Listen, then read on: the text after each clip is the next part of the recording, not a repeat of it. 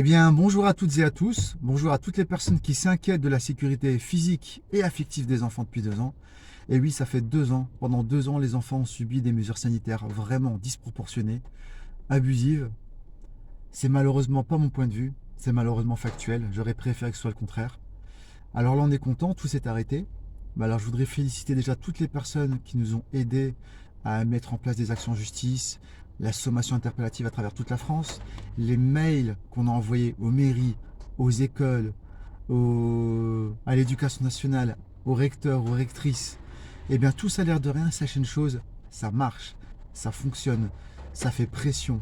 Alors, on n'a pas des résultats immédiats, mais je voudrais vous donner un petit peu de courage. Là, on est un peu fatigué, on n'a plus envie de faire grand-chose à force de lutter, mais sachez que l'air de rien, ça fonctionne.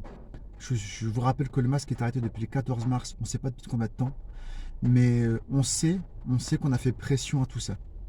Et justement, il y a Élise de la région Aquitaine qui, lors du conseil d'école, voudrait présenter la sommation en parlant aux parents, qui est une source juridique et scientifique vraiment hyper importante pour éviter que les mesures recommencent, parce que ce qu'on voudrait éviter, c'est que ça recommence, ou alors qu'on force les enfants à faire des injections, etc.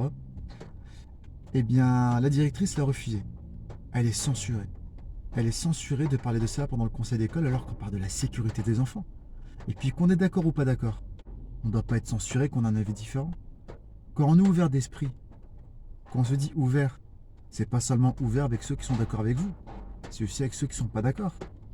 Et puis si votre objectif c'est vraiment la sécurité des enfants, envoyez un mail à cette directrice pour lui dire que 1, elle n'a pas le droit, c'est illégal, et que de 2, son objectif, comme nous les parents, qu'elle nous montre bien que c'est la sécurité des enfants.